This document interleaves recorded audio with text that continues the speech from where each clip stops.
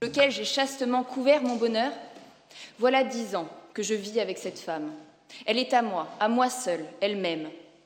Ne m'a-t-elle pas souri à chaque coup de pinceau que je lui ai donné?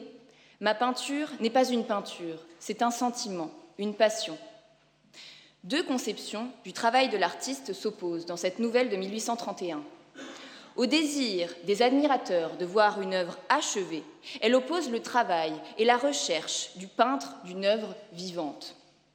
La reconnaissance acquise par le regard d'un public contre l'émotion de la relation avec le fruit d'un travail, le tableau ou le coup de pinceau.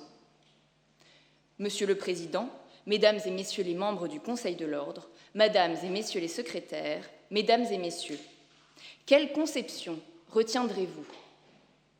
Un enfant avait apporté aide et assistance à ses parents. Dès lors que son travail excédait les exigences de la piété filiale, lui était ouverte une action sur le fondement de l'enrichissement injustifié. L'enfant soutenait que l'obligation naturelle d'aide et d'assistance s'achevait au décès des parents et que de ce fait, au même instant, naissait l'exigibilité de sa créance née de l'enrichissement injustifié. La Cour d'appel a adopté sa position, la position de l'œuvre achevée. Les autres héritiers décrivaient l'enrichissement injustifié né de l'obligation d'aide et d'assistance comme un travail récurrent, relationnel et continu dans la durée, une obligation à exécution successive, plusieurs fractions de créances avec chacune son exigibilité, la position du travail constant. L'enjeu, la prescription civile quinquennale. Son point de départ, selon la première thèse, serait le décès des parents. Selon la seconde, elle aurait autant de points de départ que de mois durant lesquels l'enfant a pris soin du parent. À la question « La créance résultant de l'aide et l'assistance apportée par un enfant à ses parents qui excède les exigences de la piété filiale est-elle immédiatement exigible auprès de leurs bénéficiaires, en sorte que la prescription de l'action qui tend à son paiement peut courir du vivant de ces derniers ?» Vous répondrez par l'affirmative. En principe, une créance est immédiatement exigible. La question de droit se décompose dès lors de la manière suivante. La créance, née de l'enrichissement injustifié des parents, se décompose-t-elle en plusieurs fractions avec chacune sa date d'exigibilité? Si oui, leur exigibilité est-elle reportée par exception au décès des parents par la loi ou la volonté des parties? Deux questions auxquelles je répondrai. D'une part, étude du portrait de l'obligation naturelle d'aide et d'assistance. D'autre part, allégorie d'un enrichissement injustifié né d'une obligation naturelle. Étude du portrait de l'obligation naturelle d'aide et d'assistance. Dans le portrait d'un vieillard et d'un jeune garçon de Ghirlandaio, le visage marqué par le temps d'un homme âgé et le profil lisse et angélique d'un enfant se font face.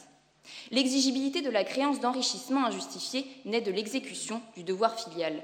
Admirons dès lors le portrait de cette obligation naturelle. Vous observerez tour à tour deux figures, celle du parent créancier de l'obligation filiale et celle de son enfant débiteur. La figure du parent. Selon l'article 1111.1 du Code civil, le contrat à exécution instantanée est celui dont les obligations peuvent s'exécuter en une prestation unique. Le contrat à exécution successive est celui dont les obligations d'au moins une partie s'exécutent en plusieurs prestations échelonnées dans le temps.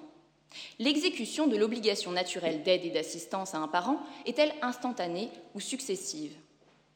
Vous envisagerez dans cette partie la prestation exécutée comme la satisfaction du créancier, du besoin du parent, celle d'Anchise aux jambes paralysées qui ne peut fuir Troie sans l'aide de son fils aîné. Quel type de prestation satisfait le parent créancier? Pour y répondre, attardez-vous sur un courant philosophique attaché à décrire et à théoriser l'assistance à une personne dépendante, l'éthique du care, traduisible en français comme éthique du soin et du prendre soin. Le fondement moral des relations entre deux individus tiendrait pour cette théorie à la vulnérabilité de l'un et aux actions de l'autre, le second occupant une position qui lui permet de rencontrer les besoins du premier. Répondre à la vulnérabilité de son parent, répondre aux besoins pluriels par une pluralité d'actes, par une pluralité de prestations, est la teneur de l'obligation filiale. Qu'aîné convainc son père de fuir, qu'il le porte sur ses épaules, qu'il soit attentif au moindre bruit le menaçant, qu'il se tienne prêt à le protéger, qu'il cache son père au creux d'un vallon, son devoir filial sera exécuté. L'obligation naturelle d'aide et d'assistance se décompose nécessairement en plusieurs obligations à exécution successive. L'enrichissement du parent grâce aux actes de soins surnuméraires aussi. L'enrichissement injustifié est en conséquence un quasi-contrat à exécution successive, dont la prescription de la créance a autant de points de départ que de prestations. La figure de l'enfant.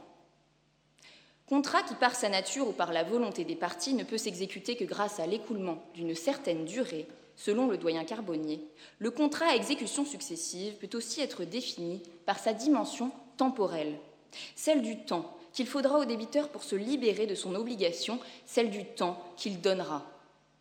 À ce critère s'ajoute pour Judith Rochefeld celui de la divisibilité.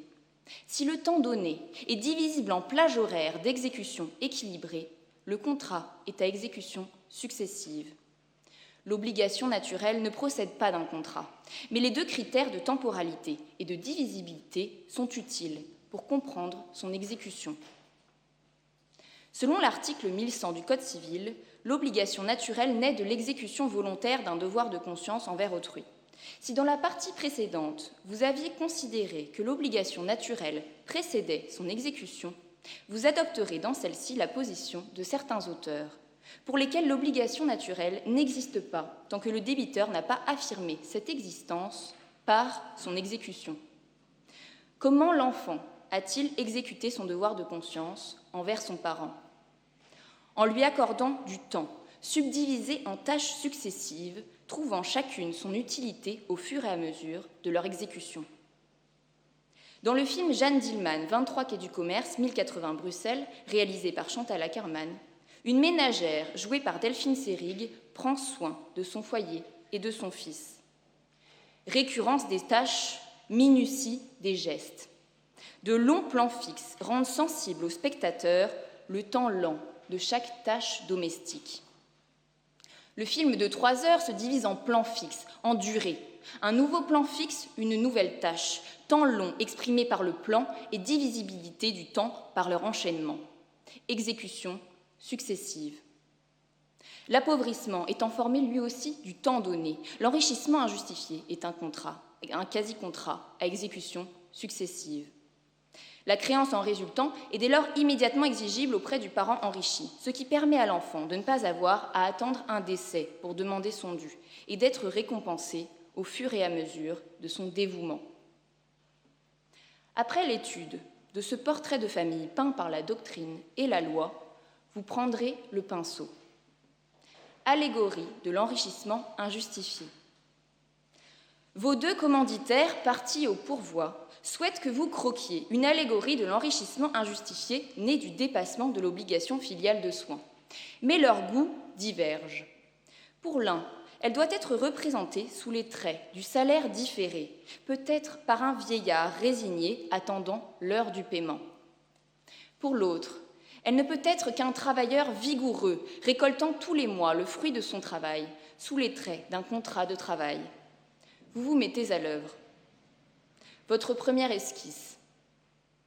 Dans un premier temps, vous recherchez le terme ou la condition suspensive du quasi-contrat. En principe, une obligation est immédiatement exigible. Cependant, un terme peut être légalement ou conventionnellement défini. Existe-t-il dès lors un terme légal ? Le Code rural, à son article L321-13, admet que le descendant qui collabore à l'exploitation agricole de ses parents sans être associé aux bénéfices ni recevoir un salaire peut prétendre à leur succession à une créance de salaire différé. Son conjoint peut aussi en bénéficier. Rien de tel pour l'enfant prenant soin de ses parents. L'allégorie du vieillard doit être abandonnée. Le parallèle ne tient pas. Puisque le terme ou la condition n'est pas non plus conventionnel, il est tacite, c'est-à-dire, selon la doctrine, qu'il peut être déduit des circonstances ou des usages. Dans un second temps, vous vous souviendrez de l'une de vos précédentes œuvres jurisprudentielles de 2019. Vous aviez reconnu au conjoint du descendant qui n'avait pas travaillé dans l'exploitation de ses beaux-parents concomitamment avec son conjoint une action fondée sur l'enrichissement injustifié. Se posait dès lors la question de sa prescription. Vous aviez jugé que la prescription de droit commun s'appliquait à l'enrichissement injustifié et que le délai de prescription courait à compter non pas du décès de l'exploitant, mais de chaque échéance mensuelle. Vous aviez, comme les frères Limbourg illuminant les très riches heures du duc de Berry, manuscrit dans lequel un calendrier orne chaque mois d'une page peinte, divisé le travail de chaque année en mois. Comment aviez-vous procédé ? Je vous propose l'interprétation suivante.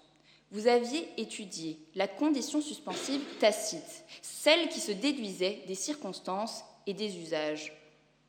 Le travail du conjoint s'apparentait à celui effectué dans le cadre d'un contrat de travail. Or, le Code du travail en impose une rémunération mensuelle. Les circonstances et les usages auraient voulu que les beaux-parents rémunèrent mensuellement le conjoint de leur enfant.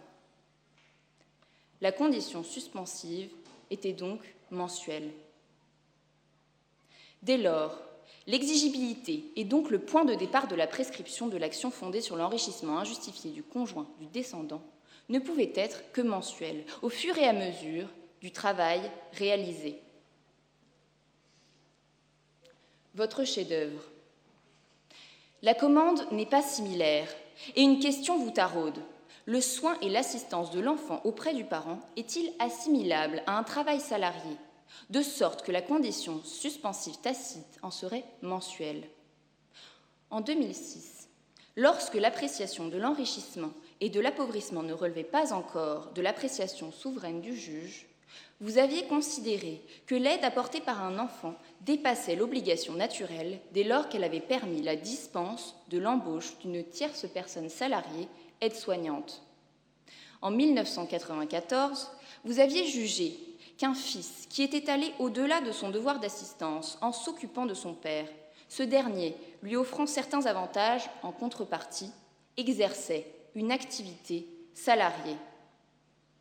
Si ces jurisprudences ne sont pas transposables à notre question de droit, elles montrent la grande proximité du travail d'aide et d'assistance continue, durable, avec un travail salarié.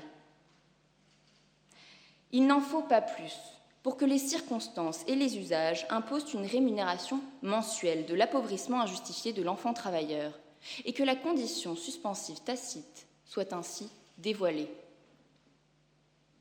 Révélons votre projet d'allégorie de l'enrichissement injustifié découlant du dépassement de l'obligation filiale d'aide et d'assistance. 3 paysannes au travail, car l'enrichissement injustifié aura la même exigibilité qu'un contrat de travail mensuel.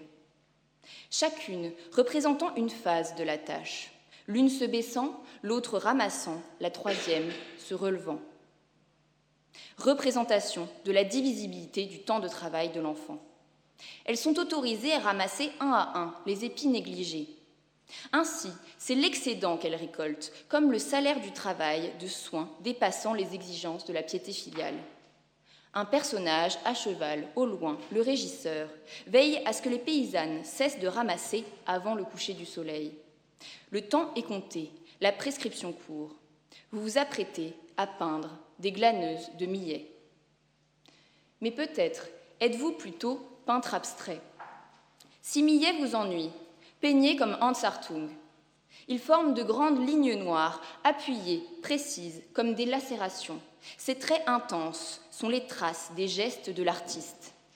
Chacun d'entre eux manifeste la continuité du mouvement et de la marque.